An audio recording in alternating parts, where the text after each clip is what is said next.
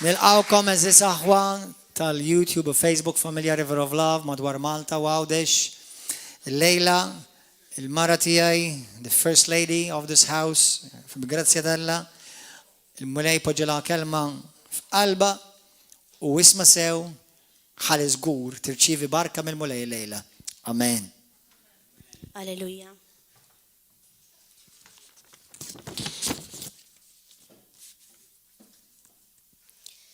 L-aħwa dan huwa żmien viċin il-miliet. Nafu li l-miliet huwa xahar favorit ta' ħafna u xahar assoċjat ma' affarijiet sbieħ, però sfortunatament nistgħu ngħidu li għaddejna dal-aħħar żminijiet minn żminijiet ibsin. U naħseb m'hawn xi ħadd li b'xi mod jew ieħor ma ntlaqatx ma' dawn il-żminijiet ibsin. Min forsi għax il-kumditajiet ta' qabel ma ċandu minħabba li forsi kien anzjan u forsi rrid jibqa' ġewwa d-dar minħabba l-virus u minħabba l-COVID. Min għaliex ħa dan il-virus? Forsi ma kienx qed jistenniha. Min-naħa l-oħra kien l-isptar minħabba konsegwenzi ibsin tal-istess virus.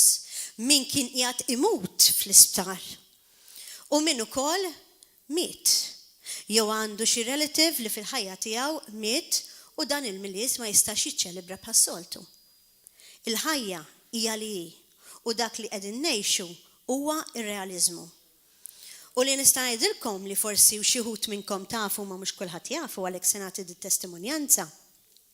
Jiena kont waħda minn dawk il-nies li għaddejt minn żmien daqsxejn iktar jibes għaliex kelli lill-missieri stess illi kien qiegħed l-isptar marit bil-COVID u kien qiegħed propju ħażin. Din hija t-testimonjanza tiegħi nixtieq nagħti glorja lil mulej ta' dak li għamel għaliex fin-natural ma tobsorix jista' jiġi fuqek anything. U peress il-papa tiegħi fin-natural huwa ażmatiku, il-COVID effettwatlu ħafna fin-nifs, kellu l-ossiġnu kien baxx ħafna u l-professur li kont inkellmu kuljum ma tantx kien jagħtini tama kbira. Kien jgħid li għandu l-età għax huwa fuq 70 sena u ma nistax intik tamiet. Kien jgħid li jiena m'iniex dak tenfu u ma nista' ngħidlek xejn. Però l-aħwa anke jekk fin-natural tama ma tantx kelli. Kull ma trid huwa kelma li tfakrek min aħna fi Kristu. Kull ma trid hija sempliċiment oħt jew ħuk illi jgħidlek iġġilidlu, tħallih xjerbaħ. Għax intom tafu li l-ġlida tagħna mhix tal-laħam, intom tafu bħali li l-ġlida tagħna mhix flesh and blood, imma dak li jiġi biex ifarrak u jkisser u joqtol huwa propju x-xitan u l-anġli tiegħu li l-mulej tagħna kif tafu intom bil-passjoni ħarxa tiegħu u b'dak id-demm għażiż ta' Kristu tagħna l-muftiħ, tagħna ċ-ċavetta biex ngħidulu barra. Itlaq. Għax m'għandix nambik. U kemm xi ħaġa sabiħa meta l-aħwa li jingħaqdu flimkien f'dan it-twemmin u fit-talb. U lanka meta tirċievi xi messaġġ biex ifakrek il-weda tal-mulej. U xi ħadd li jgħidlek mur f'Dewtoronomju 20 minn vers 1 il-qudiem u hemmhekk nitlobkom li tmorru bħalissa. Dewtoronomju forsi m'intomx daqshekk familjari ma' dan il-ktieb huwa fil-bidu tal-Bibja. Dewtoronomju 20 jgħidilna dan il-kliem. U li intom ma tafux huwa dan. Li fil-moment li l-aħwa tawn il-kuraġġ iġġilidlu x-xitana x'aħna nafu il-ġlida tagħna mhijiex naturali ma hija propju spiritwali, il-moment li kont qed nagħmel il-warfare fid-dar u norbot l-ispirti ħżina f'isem Ġesu Kristu u niddikjara l-ħajja f'missieri naturali f'isem Ġesu Kristu u nirrilaxxa l-anġli tal-mulej biex jagħmlu xogħolhom u jmorru ħdejh u jagħtuh il-fejqan.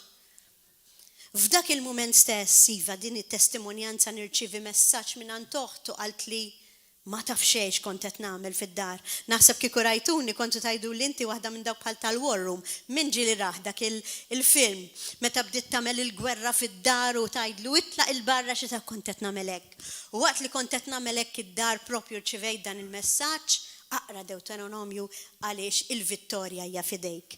U x'in niftaħ naqra dan. Mortu hemmhekk Deuteronomju 20, żmien il-gwerra. Taħseb li b'kombinazzjoni, din il-mara li batit li żgur ma kienet ċettarani fid-dar, imma l-mulej kienet jarana. Għax il-mulej huwa magħna l-ħin kollu ma jitlaqna qatt, speċjalment meta nkunu qegħdin batuti u f'livell fejn inħossu dawk il-problemi. U l-kelma tajtek, u għalhekk il-mulej qalilna llum isimgħu il-kelma. Meta toħroġ għal ġlied kontra l-edewwa tiegħek u tara żwiemel u karrijiet kontra ta' nies ħafna aktar minnek, il-mulej jgħidilna, tibżax minnhom għax ikun miegħek il-mulej Alla tiegħek li ħarġek mill-Eġittu. U meta tkunu se titqabdu joħroġ fin-nofs il-qassis u jkellem il-poplu u jgħidilhom, isma' Iżrael, aħna Iżrael sewwa, intom illum sejrin titqabdu kontra l-edewwa tagħkom.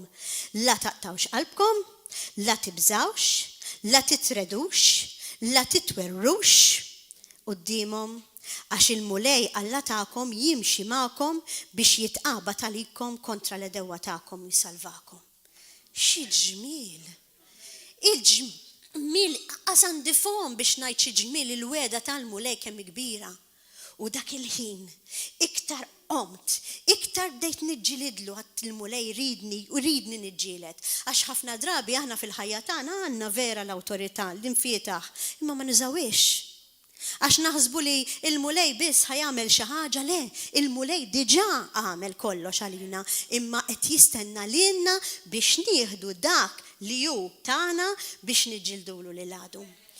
U hija importanti ħafna li meta nkunu qegħdin nistennew il-wedid u nistennew li l-mulej jismana fuq dak li nkunu qegħdin nitolbu.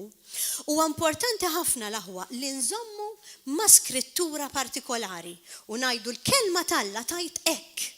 Mela jekk il-kelma talla tajt hekk ħajsir u hekk ikun u bla dubju. U morru l-aħwa Rumani 8 vers 2 bħalissa stess, u din hija l-iskrittura li jiena personali fit-testimonjanza tiegħi żammejt u tatni tant kuraġġ. Rumani 8 vers 2. Għax il-liġi tal-Ispirtu li jagħti l-ħajja fi Kristu Ġesu ħelsitni mill-liġi tad-dnub u tal-mewt. Fimtuha? Il-liġi tal-Ispirtu li jagħti l-ħajja fi Kristu Ġesu ħelsitna mid-dnub u mill-mewt.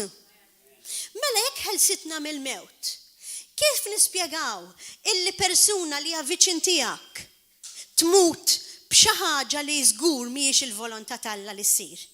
Il-mulej li nafu ċert li żgur ma jridnix nkunu morda, il-mulej ħelisna minn kollox.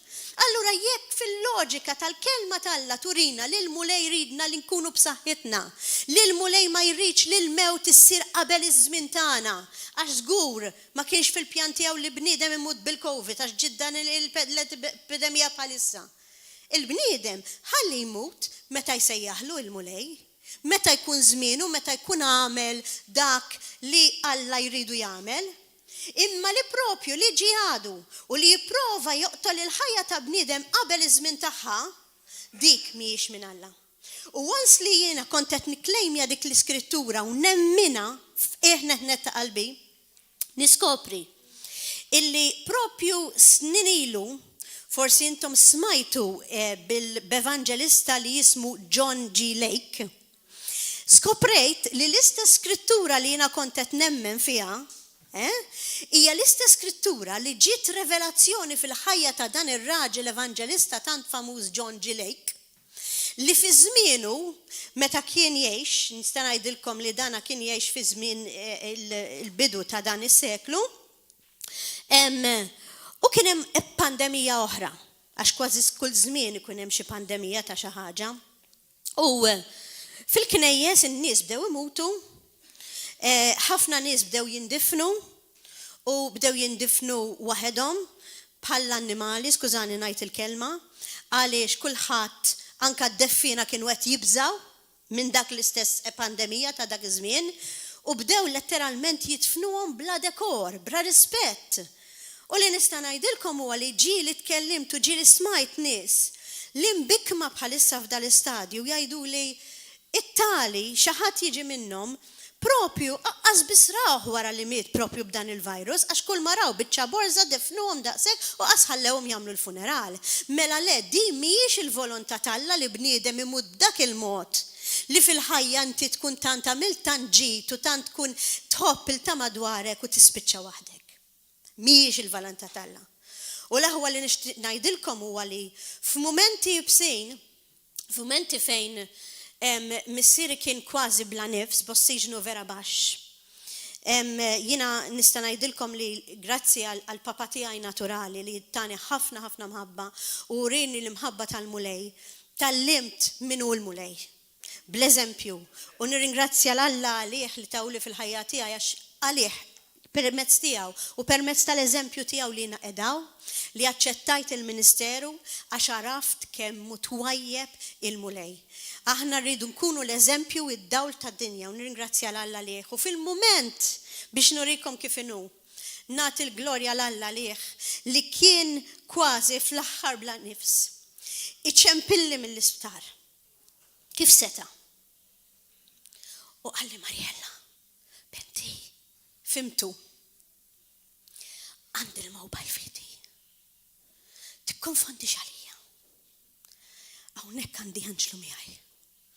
Jien okej, jien preparat. Għalli m'għandi 3 fil-kamra hawnhekk ħdejja. Imdawrin bil-portieri u mdawrin bil-plastik. Qegħdin imutu mar. Għalli ma ċempitlek xalija dal-leħen baxx. Għalli m'għandhom ħadd li jitlob għalihom. Ħanamlek speaker issa. Itlob għalihom issa ħajsimgħuk u ħajaċċettaw il-Kristu bħala Sit tagħhom.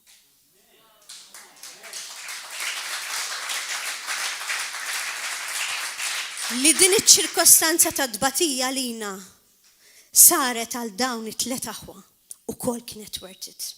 Għax il-mulej il-passjoni tiegħu għamilha anka l-wieħed. Għamilni speaker għalli xisimhom kienu qegħdin jismawni.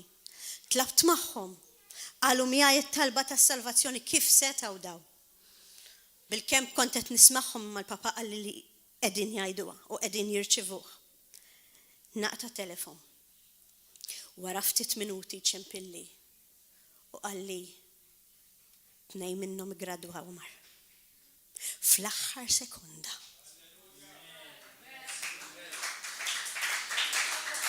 Fl-aħħar minuta ma tafx kif jużak il-mulej. U ieħor li wkoll aċċetta Kristu, grazzi mulej, fiq u mar id-dar. U jiena u niddikjara din il-kelma t'Alla fuq missieri u ngħid le. Il-mulej qalli li l-liġi tal-Ispirtu li tat il-ħajja fi Kristu Ġesu ħallsitna midnupu l-mewt u hekk se jkun f'isem Ġesu Kristu.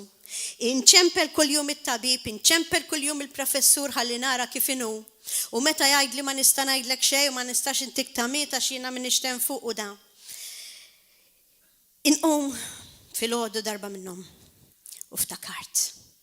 Għax il-kelma t'Alla hija l-prattika ta' dak li aħna ngħixu.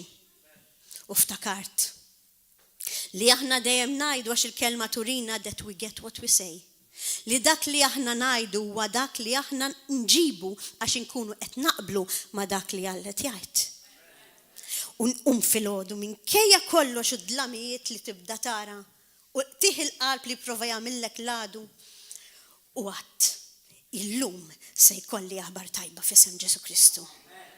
Illum se tkolli aħbar tajba żgur f'isem Ġesu Kristu. Żgur minkejja l-affarijiet kif kienu jidhru. Żgur, m'għandix dubju. Għax il-mulej għalinna li jekk ikun konfidi mqardaq żerrija tal-mustarda bla dubju ta' kwistaw li tridu ara xi ġmiel ta' wedid tagħna. U dak huwa l-ħaj. U jekk aħna nemmnu fih nemmnu l-miraklu. Ħajkolli aħbar tajba. Fejkolli aħbar tajba. U kien. Għax il-moment li ċempilt dan it-tabib u nsaqsih, kif inhu missieri? Missierek għalli, jekk jibqa' sejrek, għada jew pitada nibatu d-dar. Għatlu xatt li? Għalli, illum tajjeb, għalli jekk jibqa' sejrek, nibatu d-dar. Għatlu daqshekk sirt tisma', grazzi Ġesu. Mela narfu kemm il-liġi Ġesu tal-Ispirtu li tat il-ħajja fi Kristu Ġesu ħelsitni midnub u ħelsitna mill-mewt. Ħelsitna mill-mewt. U wans li di tkun revelazzjoni għalina l-aħwa, ħajjitna ma tibqax l-istess. Għax nirrealizzaw li Alla tagħna, li hu Alla tal-muntanji, li huwa Alla li jkun magħna meta l-affarijiet ikunu sbieħ, għalhekk ngħidlek Alla tal-muntanja għax meta inti titla' fit-tela, kulħadd praise the Lord, kulħadd Alla magħna, kulħadd xiġi minn il-mulej u niġu l-fellowship u nisimgħu meta l-affarijiet ikunu sewwa. Imma meta l-affarijiet ikunu fin-niżla. L-aħbar tajba hija li Alla tagħna huwa l-istess Alla fit-tela u fin-niżla. U ftakart dik il-kanzunetta sabiħa li forsi ġieli smajtuha, forsi ġieli le. Minħabba l-ħin se nkompli l-kelma, però l-kanzunetta jkollna l-opportunità li nisimgħuha fl-aħħar. Imma kemm minnkom tafuha God of the Mountains. Ftakart fiha u l-mulej ma jismax il-vuċi ta' jiena minix kantanta. Imma ħantikom naqra idea kif tmut u bdejt inkanta. Bdejt inkanta anka qabel ma smajt l-aħbar tajba konta tinkanta bil-fidi. Fil-waqt nixtieq nirringrazzja lilkom ukoll l-aħwa kollha li talbu mill-qalb għax il-mulej jisma' t-talb tal-poplu tiegħi. Ngħidilkom grazzi wkoll għax konna qegħdin għaqda, konna qegħdin ħaġa waħda u fejn hemm l-unjoni u fejn hemm l-għaqda, anke jekk ma konniex qegħdin nintaqgħu imma fejn hemm spiritu wieħed il-mulej taxxaqbina u ngħidilkom grazzi. Din il-kanzunetta li tanto ġobni u battaw koll il-missieri biex ikun jista' jismaħħa, jisma' God of the Mountains. U tmur xi ħaġek. And the God of the mountain is the God of the valley. When things go wrong, He makes them right. And the God of the good times is the God in the bad times. The God of the day is the God of the night. Dik hija il-refrain tagħha li l-Alla tal-ġurnata huwa l-Alla ta' bil-lejl. Meta l-affarijiet ikunu dawl u meta l-affarijiet ikunu dlam. U meta bl-istess diqa inti tqum bil-lejl, tiftakar li Alla tagħna ta' filgħodu huwa l-istess ta' bil-lejl. U dak il-ħin anka bil-lejl stess kont inkantaru ngħidlu inti l-istess Alla. U grazzi mulej tal-li qed tagħmel magħna affarijiet kbar. Qed tagħmel magħna affarijiet li laqqas biss ħaddieħor jew nies tad-dinja jemnuhom. U għalhekk qed ngħidilkom l-aħwa, emnu lill-kelma t'Alla, ejja npoġġuha fil-prattika żjed minn qatt qabel u naraw il-wedid. Nixtieq nagħtu ċabċipa lill-mulej bħalissa lix huwa tal-aġeb. Huwa tal-aġeb il-mulej tagħna. Amazing. Amazing, amazing. Jarġa' jġib il-ħajja bħalma qajjem il-razzru, amen? Alleluja. Mela, il-kelma tal-lum, bil-fatt ħaqdaq xejn meta il-pastor għallek, għod bravu, għax bist intattu għallimni kif. Il-kelma tal-lum, b'mod interessanti, semmejta nitalmu kif naħarbu dnub. U semmej din il-kelma għaliex għamilt riflessjoni jekk, din illum ħankellimkom vera hekk minn qalbi, bħala bħala mara, bħala u minn qalbi. U bdejt naħseb u nirrifletti l-aħwa. U bdejt ngħid imma il-Kristjan. Imur il-Knisja. Il-Kristjan jgħid li jħobb l-Alla. U forsi vera, ikollu mħabba l-mulej, għax kieku ma jsejjax li l-nifsu Kristjan, Christ-like. Imma allura, jekk aħna l-Kristjani nħobbu daqshekk il-mulej u nitkellmu għalih. Kif infissru, ġiet neġa' moħħi di, kif infissru l-fatt li nidimbu. Kif infissru l-fatt li kulħadd, jien inkluża ta' bħalkom, xorta naqgħu għad-dnub. X'tifsirem, xi ħaġa stramba u vera. Mela ngħidu mod. Però tiġi l-ewwel tentazzjoni, bum. Kultant nistgħu ngħidu nagħmlu għar mid-dinja. U bdejt ngħid imma x'inhi din il-paradoss kemm stramba dil ħaġa. U ftakart l-aħwa fit-tentazzjoni ta' Kristu. Meta l-mulej li kien perfett u għadu perfett sal-ġurnata tal-lum, xorta it-tantaħ ix-xitan, anzi it-tantaħ iżjed, u beda juri his-saltniet, intom tafuha l-istorja m'għandix għalfejn immur hemmhekk bil-fors imma min jixtieq jaqra qiegħda f'Luqa 4. U meta l-mulej beda jisma' li x-xitan jgħidlu inti kekk u aqbes u għamel, tafu r-risposta tiegħu li kienet hemm miktub.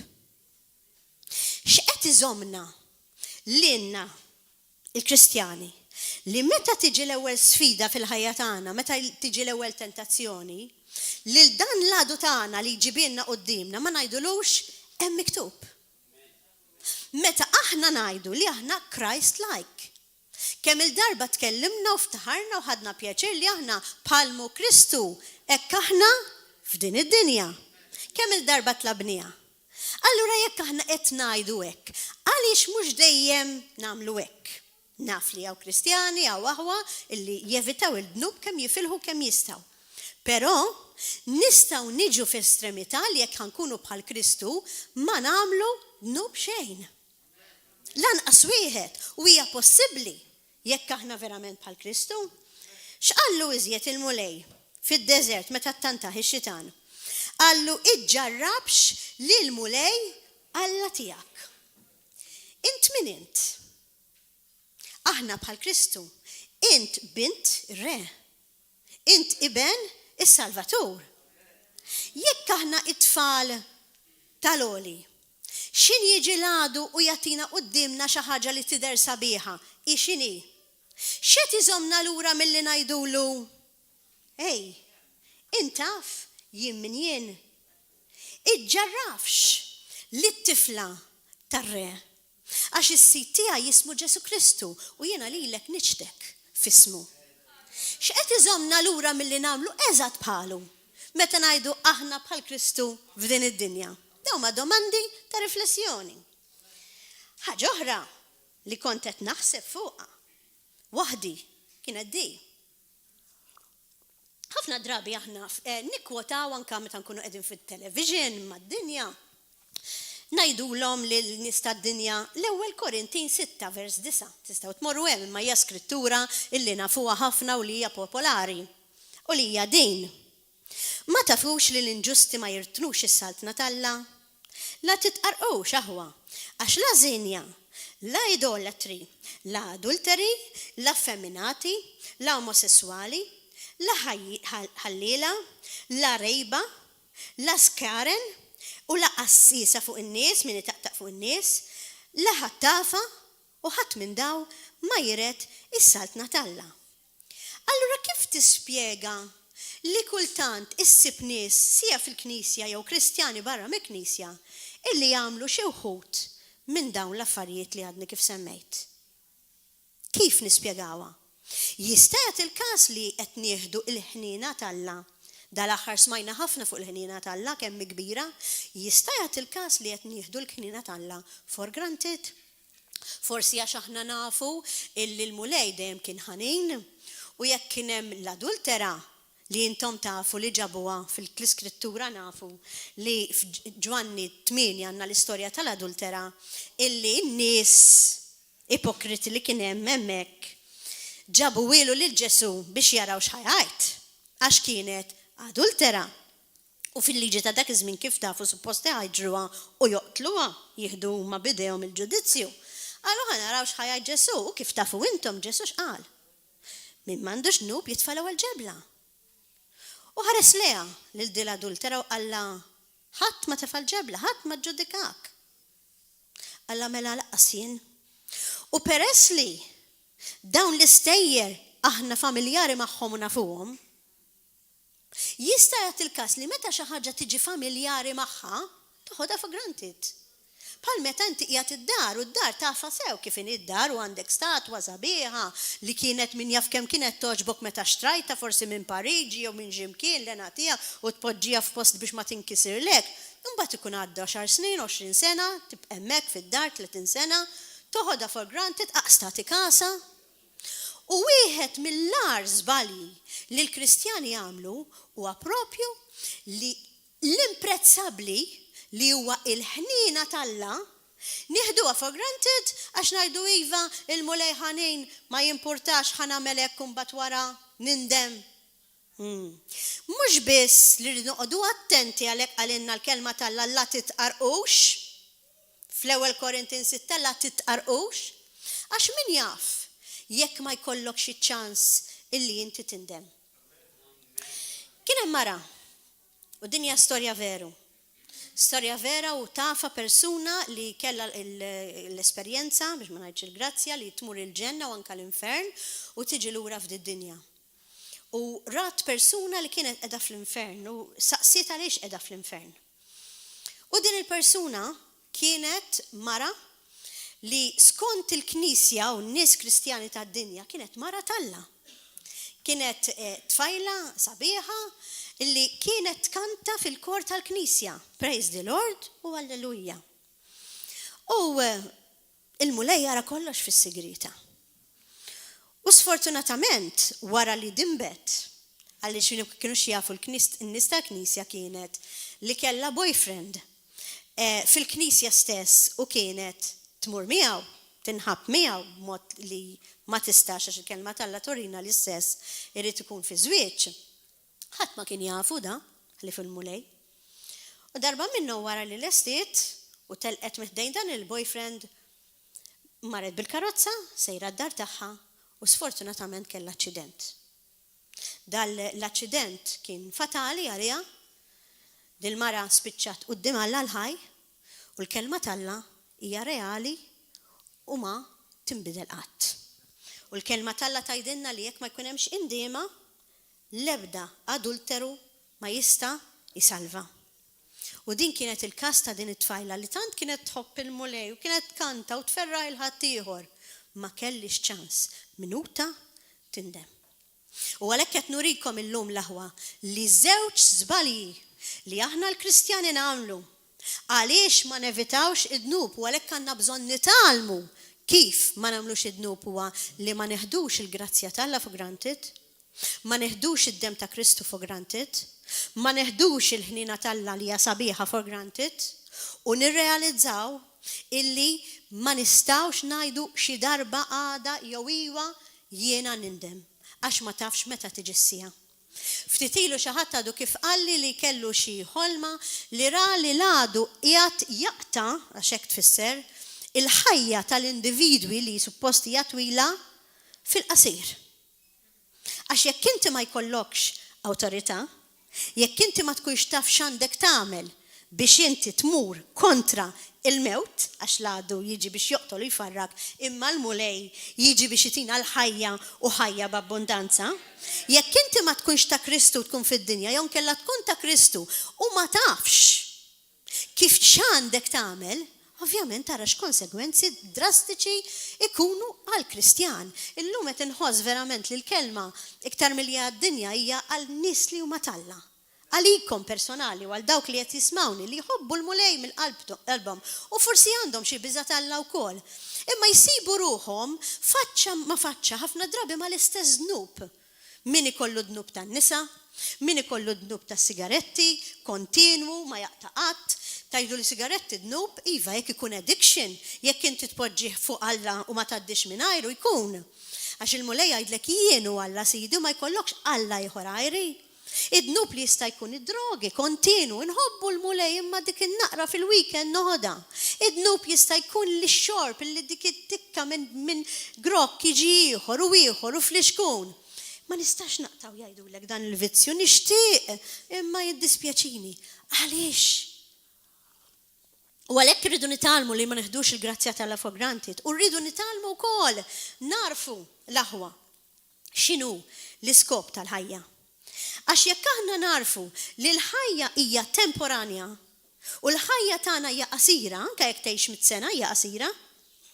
U l-ħajja l-iskop tagħha huwa li ngħixu għal mulej biex imbagħad wara jkollna l-premju jew kellna jkun hemm l-infern. Jekk ikonna din ir-revelazzjoni l-aħwa, importanti li tkun revelation, mhux smajna biha għax twilidna Malta u kulħadd sema bil-ġenna u l-infern, imma jekk ikonna revelazzjoni veru li l-iskop tal-ħajja huwa li nservu lil ħalliq tagħna biex imbagħad immorru ngawduh għal dejjem u tkun kontinwament id-diska f'widnejna li nisimgħu, mhux dik id-diska bum bum bum tad-disko li jisimgħu ħafna drabi żgħażagħ u minn għalih qed igawdi d-dinja, imma nisimgħu din id-diska f'widnejna li jiskop tal-ħajja tiegħi huwa li ngħix għal Kristu, għal ħalliq tiegħi biex imbagħad wara jkoll il-premju ta' dejjem ingawdiha l-eternità, jekk ikonna dik ir-revelazzjoni, bil-fors nevitaw ħidnub.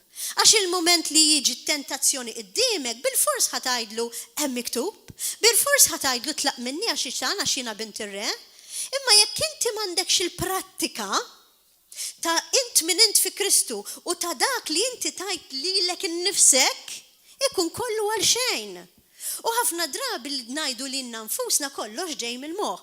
Ftit ilu iggustajtek meta il-pastor kienet jagħti dik l-istorja li qal jekk qed juġak x'imkien, aqtaw barra, jekk qed juġak saqaj, tagħha, jekk tuġak tagħha. Forsi importanti li ngħidilkom li hawn pazjenti li kellhom saqajhom jew x'imkien juġaħħom, għatawa barra veru għax kellhom bżonn, forsi bid-diabete jew xi ħaġa kellhom bżonn jaqtaw dik il-parti li kienet tuġaħħom u baqgħu xorta iħossu l-uġieħ fis-saqaj meta huma mingħajr saqaj. U da kollu jirrifletti psikoloġikament li l-uġieħ ma jiġix mill-ġisem, imma l-uġieħ jiġi mill-moħħ. U din qed ngħidilkom għax għad kemm interessanti, għax il-kelma Alla tkellimna fuq renewal of the mind. U għalhekk aħna rridu nġeddu femietna ta' kuljum, ħalli mhux naqtaw dik l-oħti jew naqtaw dak ir-raġel li forsi offendina jew qalilna xi ħaġa li moġbitniex, għax l-uġieħ psikoloġiku u mentali xorta ħatibqa' tħossu. U dak l-uġieħ iwaslek li inti tkun il-bot minn Alla li ħalqek li qallek ħobb u aħfer. U għalhekk qed ngħidilkom ir-renewal of the mind kemm hija importanti. U jekk inġeddu moħħna kontinwament ta' kuljum b'din il-kelma għażiża u ħajja, nevitaw id-dnub. Imma lekk irridu nitgħallmu għax ħafna drabi tallimna biss il-mulej għamel il-passjoni, għamel għalina, għal-dnubietna, nemnu fu hemm. Imma li nemnu biss l-aħwa mhuwiex biżejjed biex aħna nevitaw id-dnub. Biex nevitaw verament id-dnub irridu mhux biss ikonna revelazzjoni tal-iskop tal-ħajja tagħna, imma rridu l-aħwa nisimgħu nisew. Nisimgħu nifhmu li narfu, meta ngħid narfu ġifieri revelation għal darb'oħra, mhux biss nafuha, li d-dnub huwa ta' pjaċir għal staġun. U wara jkollok konsegwenzi tal-biki. Id-dnub huwa sabiħ, imma huwa temporanju. Intqajt ma' koppja li din il-koppja hija tad-dinja. U ħaddu pjaċir ma' xulxin, ħaddu grazzja ma' xulxin, bdew jagħmlu dak kollha li l-miżżewġin jagħmlu, bdew isifru barra minn Malta l-ħanimun nagħmluh ma nafx kemm il-darba, gawdew, bdew jgħidu da l-aħjar żmien ta' ħajjitna, ħadu tant pjaċir, marru ġew, ma kellhomx iżjed fejn imorru mad-dinja, kellhom il-flus u gawdew. F'daqqa waħda kienu ilhom sentejn, 3 snin flimkien dil-koppja, tant għamlu kollox. Li laqqas biss kellhom skop biex jibqgħu flimkien. Użaw il-xulxin. Laqqas biss kellhom skop li jiżżewġu għalfejn kienu jgħixu ta' miż-żewġin diġà. U l-problema tagħhom kienet f'daqqa waħda kif m'għadniex noġbu l-xulxin. F'daqqa waħda kif ġejna f'dak il-vojt. Din hija koppja tad-dinja. U koppja Kristjana illi tagħmel propju bħad-dinja tesperjenza vojt bħal dawn il-koppja u iżjed.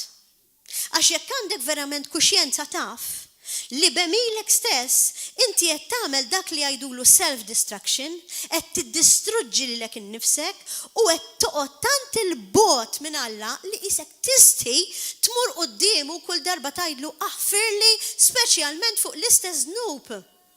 Għax ikun hemm tendenza l-aħwa li id-dnub tiegħek jew tiegħi jew tiegħek huwa differenti.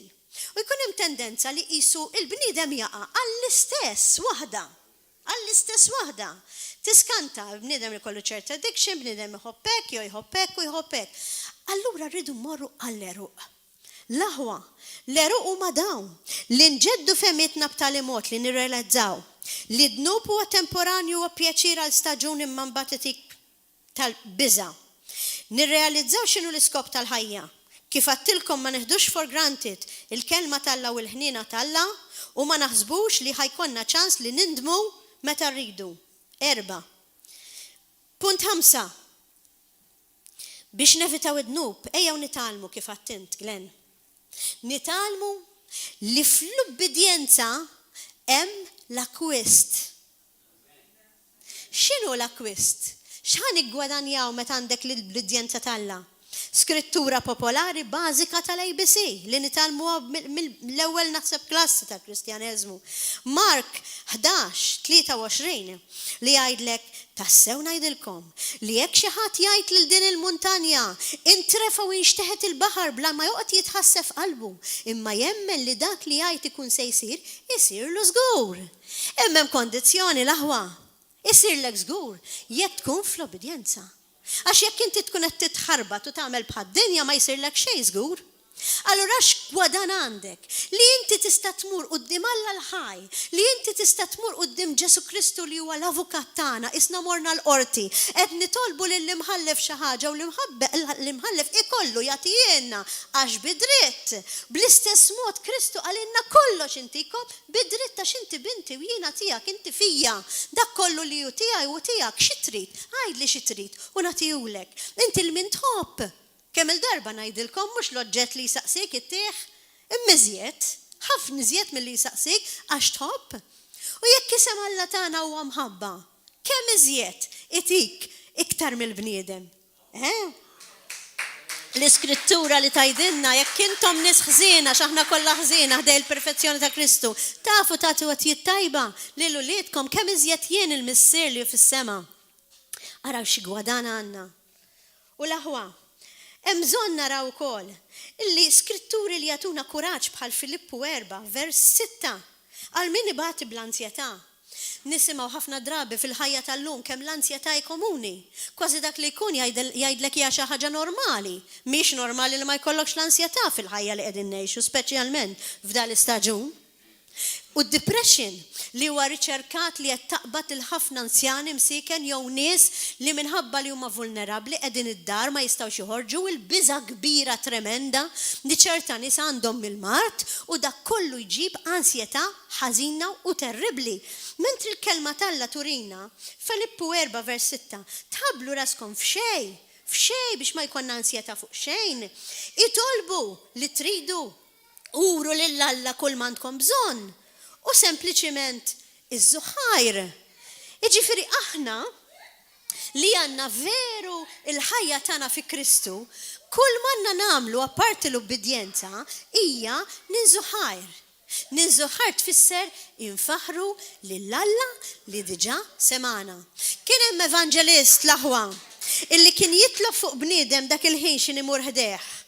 U jekk xi ħadd jew l-istess bniedem jarġa' jmur għandu jarġa' jgħidlu l-għada jew il-ġimgħa ta' wara biex jitlob għalih għall-istess ħaġa kien itajjarhom il-barra. Kien jgħidilhom għaliex inti qed tiġġalni. Ikolli xi dubju, jien mhux ġa tlabt għalik, mela jekk tlabt għalik bil-fidi tiegħi il-mulej semani u inti mfejq amminent. U ħafna drabi tkun in-nuqqas ta' twemmin tagħna li jibblukkana milli nirċievu dak li Alla jgħidilna li nirċievu, imma jekk nimxu skont il-kelma tal-Alla, ara kemm għandna kwisti. Nirċievu l-fejqan, nirċievu dak kollu li nixtiequ, il-finanzi, il-barkit, kollox, għax għal-Alla m'hemm xejn li ma jistax isir. Il-mulej tagħna huwa Alla tal-impossibbli u sempliċiment nunżuħkar u nagħtuh glorja u dak il-ħin dan il-ħin niftakar fil-testimonjanza ta' Pawlu u Silas meta kienu qegħdin fil-ħabs. Intom tafu li s-sisin tal-ħabs infetħu sempliċiment għax faħru l-mulej. U jekk inti tgħix il-ħajja kontinwament fit-tifħir, taħseb li tista' tagħmel id-dnub. Jekk inti qed tgħix fil-ħajja b'din ir-revelazzjoni f'ħajtek li Ġesu huwa miegħek u inti qed tgħix għalih. U inti qed tfaħru ħin kollu. Taħseb x'in jiġi id-dnub quddiemek ħatamlu. It-tendenza u l-probabilità li inti jekk qed tgħix f'din ir-rivelazzjoni taħarbu. Jekk qed tgħix f'din ir-rivelazzjoni ma tagħmlux. Qed taraw għaliex irridu nitalmu kif għandna nevitaw id-dnub u kif għandna naħarbuh. U għalkemm sissa ftit tajkom xi żewġ kwotazzjonijiet li qrajt u l-oħrajn għatomkom, din il-skrittura se naqra għax nemmen li hija skrittura immens importanti biex narawha. Filippu 1 vers 20. U ħanaraw l-esperjenza ta' Pawlu. Meta ġie f'dilemma u d-dilemma li ġi fiha Pawlu li kien jaf il-mulej mill-qrib għax kif tafu intom kien jgħalmu Ġesu stess. Ġi f'dilemma li x'tant kellu revelazzjoni tal-iskop tal-ħajja wara li konverta li kien li jgħix fi Kristu biss u għalih il-ħajja ja Kristu xejn iżjed, li ġi f'dilemma x'jażel? Jażel ma jibqax jgħix jew inkella imur ħdeħ. U jekk aħna verament aħna Kristjani veru, irridu naslu f'din l-estremità li wasal Pawlu li nikkonfondu l-aħwa jekk għandniex nibqgħu ngħixu. Jew inkella immorru ngawdu l-mulej minn issa. Narġa' mmur lura fl-esperjenza ta' missieri li meta kien flar ta' sitwazzjoni għalli wara li l-mulej tal-budan. Għallu missier f'isem Ġesu Kristu. Jiena lest li nintaqa' miegħek fil-mument li kien dik il-maskra u jipprova jieħu l-aħħar nifs. Jiena lest biex niġi għandek, l-anġlu tiegħek qed narah, qiegħed miegħi m'iniex waħdi. Imma qallu, imma ix-xewqa tiegħi huwa li nibqa' ħaj. Mhux biss biex ingawdi iżjed il-dawk li jiena nħobb għax għandhom bżonni u jien għandi bżonnhom, imma biex nagħmel il-ġid u ngħix għalik u biex nagħmel il-wedit li wedtek li se nagħmel għalik fil-ħajja tiegħi għadni mhux lest. U niftakar ir-raġel tiegħi waqt li konna qegħdin inkellmuh daqsxejn fuq mobile għax ma tistax dik xi ħaġa vera ta' dulur li pazjenti bħal dawk ma tistax tmur tarhom u tħallihom waħedhom anke il-firda fiha nnifisha tal-biki u tal-biża'. Niftakar il-pastor qallu għajt il-mulej xewqa ta' qalbek. Għamel l-għażla tiegħek, għandi niftakara. Għamel l-għażla tiegħek. U mbagħad wara qalli l-għażla tiegħi kienet li ngħidlu missier jien lest. Għandi ċerta età, għandu 79 sena mhux żgħir, imma għadni m'iniex lest. Tafu li l-mulej wieħed mill-gwadanji li tagħna jekk aħna ngħixu f'dik l-obbedjenza u f'dik ir-revelazzjoni hija li tagħna l-għażla bejn il-ħajja u l-mewt. Għax jekk aħna narġgħu mmorru fl-iskrittura tar-Rumani 2 li tgħidilna li fi Kristu Ġesu aħna nissuperaw il-mewt u d-dnub għax għandna l-ħajja, il-mulej tagħna dik il-qawwa, għarax qawwa kbira ta' fuq il-mewt mhux ċajta ta' li aħna nażlu meta mmutu.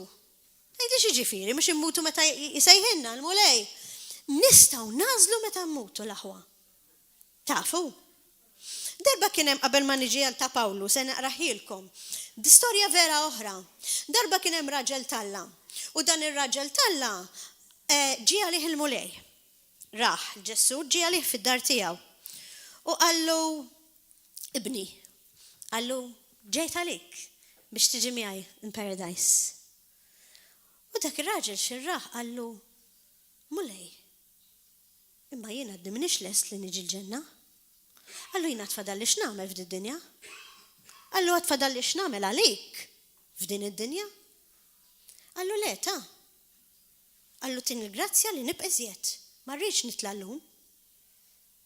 U l-mulej qallu ibni għax għadt li int u għax ridt int ix-xewqa ta' qalbek se sseħħ. U Ġesu telaq minn deħ. U baqa' ħaj sal-ġurnata tal-lum biex jgħid u jirrikonta din l-istorja. Ara x'qawwa. Qawwa kontra l-mart. Qawwa kontra l-mewt. U jtina l-għażla Mhux l-għażla x'ħan ilbsu kux iswed aħna ħmarta. Le, l-għażla kemm ħandumu ngħixu. Mhux kull ħaġa għalinna jtina. Jekk hija x-xewqa ta' qalbek li inti ddum tgħix sa 99 sena, eżempju, biex tilħaq tagħmel il-proġett li inti għandek f'qalbek li poġġilek il-mulej li tagħmel, ta' 99 sena tigradwa. Għax il-mulej jitina id-desires ta' qalbna. Għattrajtuha dik, mhix qawwa l-aħwa. Mela jammorru lura għal Pawlu u naqraw Filippu 1, vers 20. Issa dan, Pawlu qed jitkellem sewwa. Li qed jgħidilna hekk. Anzi ħammorru ħalli ma ntawwalx ħafna. Vers 21, okej? Għalinnek, qegħdin hemmhekk minn għandu l-Bibja. Għax għalija il-ħajja Kristu u l-mewt ir-rebħ. Vers 22. Jekk għandi nibqa' ħaj fil-ġisem, dan ifisser li għandi nagħti l-frott tax-xogħol tiegħi. Isma'wa, highlighted qiegħda qudiemi di, però x'naqbad nagħmel jien ma nafx. Għalax revelazzjoni kellu tal-ħajja propja fejn hi mhix din-dinja. Ninsa beħaltejn, qal naqra mill-Bibja. Min-naħa l-waħda nixtieq intemm ħajti u nkun ma' Kristu. Min ma jixtieqx ikun ma' Ġesu fil-perfezzjoni, fil-ġenna, fil-imħabba, mingħajr inkwiet u mingħajr dmugħ. Li jkun ħafna ħjar għalija qal. Imma min-naħa l-oħra, jekk nibqa' ngħix fil-ġisem ikun aħjar għalikom. Min dan jinżgur, għalhekk ma nafx se naqbad nażel u ma nafx se naqbad nagħmel. Id-domanda tiegħi llum għalikom hija din. Intom qegħdin fid-dilemma ta' Pawlu? Qegħdin issaqsu lilkom infuskom illum fid-data tal-lum. Ma nafx tax se naqbad nagħmel. Ma nafx mhux se nitlob l-Alla biex immur fl-eternità miegħu u nieqaf inweġġa f'did-dinja għax dil-ħajja kollha tbatija palma bata Pawlu dak is-swat u kollox. U forsi aħna u Malta mhux fuq swat psikoloġiku imma persekuzzjoni galor, eċetera, mentali. Ġbajt ngħix f'da, x'nagħmel? Nitlob l-Alla sewwa kemm nixtieq inkun miegħek jew nitlob l-Alla li tawwalli did-dinja l-ħajja tiegħi għax il-kelma tal-Alla tgħidlek li jomor twili hija barka mingħand il-mulej. Mela l-mulej ridna ngħixu ma nkunux egoisti li nitolbu li nibqgħu iżjed f'did-dinja x'forsi marbutin ma' did-dinja. Veru hemm dik l-iskrittura li tgħidilna min jintrabat ma' did-dinja jitlifa u min le sewa jakkwista l-ħajja tad-dejjem, imma l-mulej għalinna li jekk komor twili hija barka jixtieqna li nibqgħu. Għax jekk inkunu ġenwini, jekk inkunu veru d-dawl tad-dinja, il-mulej jrid jużana għal dawk li ma jafuhx. Allura mhux biss għandna id-dritt li nsaqsuh, hija x-xewqa ta' qalb il-mulej illi jilqa' dak li qed ngħidulu biex aħna nibqgħu id-dawl. Qed tifhmuni l-aħwa. Xi gwadanji għandna aktar? Insemmu ħafna drabi ġili semmejna lil Pastor Hagen.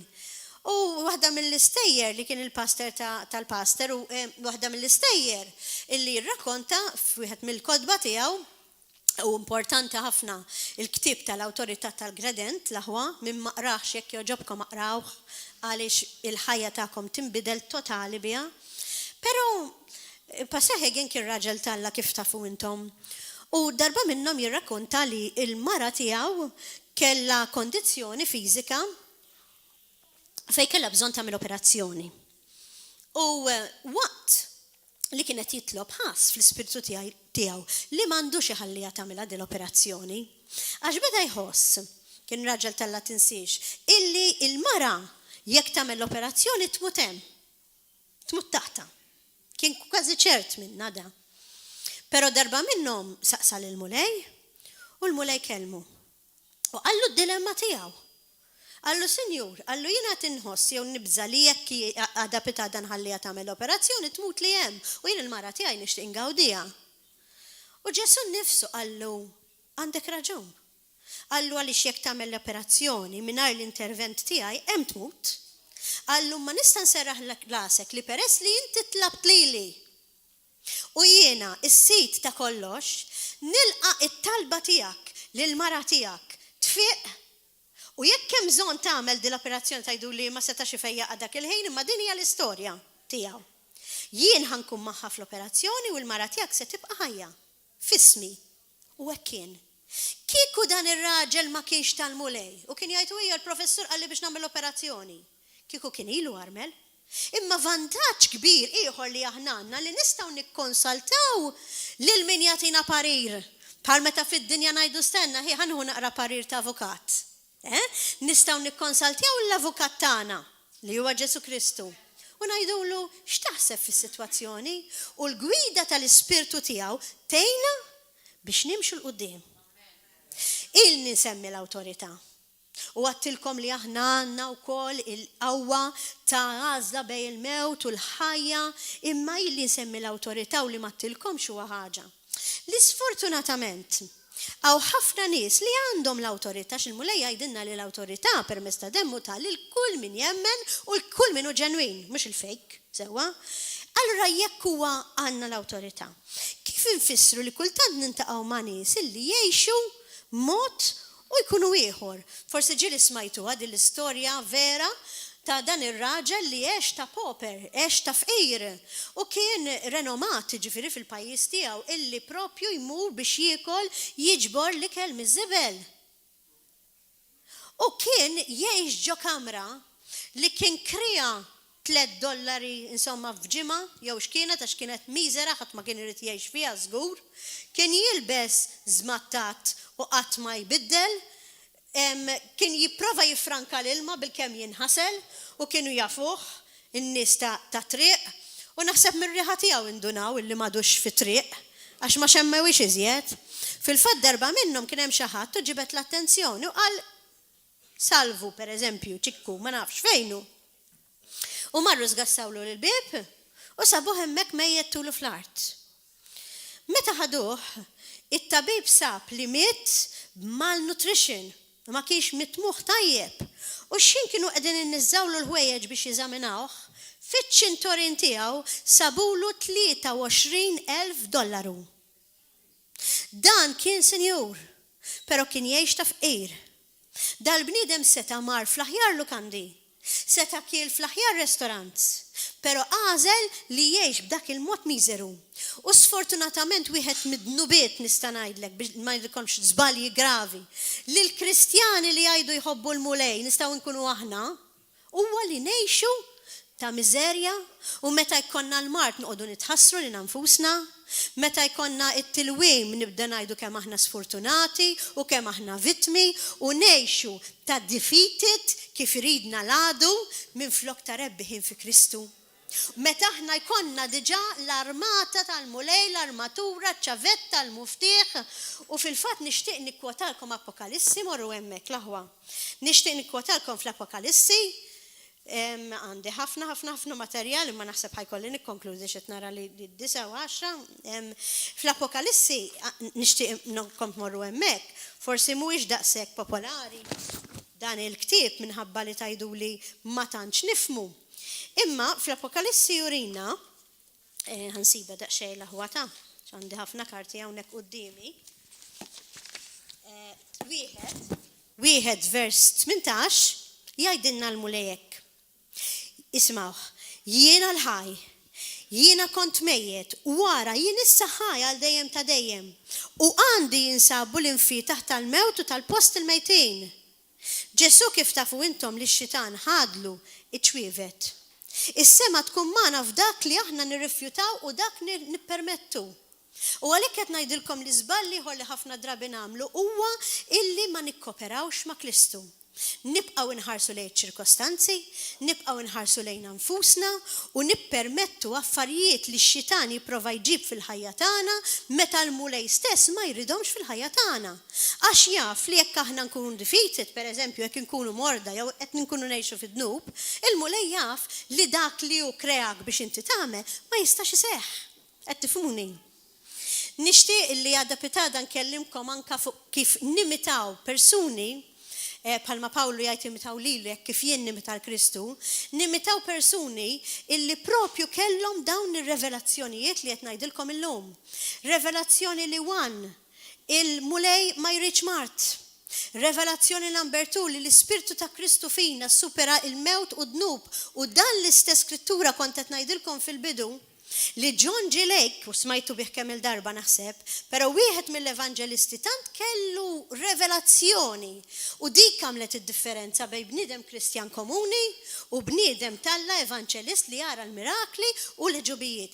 Ir-revelazzjoni tal-kelma talla. Għalhekk il-mulej permezz tal-pastor għalilkom isimgħu il-kelma għax jekk ikolkom dak ir-revelazzjoni kull ħaġa li trid tingħatalek. Dal-evangelista tant kellu revelazzjoni li l-mulej ma jridniex la mejta, la morda u xej, li kont qed ngħidilkom qabel għax dik l-istorja ma l-estejtix, li fi żmienu li kien fil-bidu tas-seklu kien hemm pandemija oħra simili tal-COVID tal-lum u n-nies kienu qegħdin imutu, waħda waħda, n-nies tal-Knisja kienu qegħdin imutu. U qal, le, li mhux se tmissni u mhux b'arroganza mela, għax naf li hemm nistalla u li xorta jista' jkun jimordu pero għandhom iċ-ċavetta, imma dan ir-raġel għalled il-pandemija li mhux se jmissni. U kulħadd kien imwerwer, kulħadd kien imbeżza u n-nies li kienu qegħdin imutu din l-istorja tiegħu ġifieri jgħidha. In-nies li kienu qegħdin imutu kienu qed iħalluhom imutu hekk bħall-annimali. Simili ħafna ta' dak li qed jiġri bħalissa.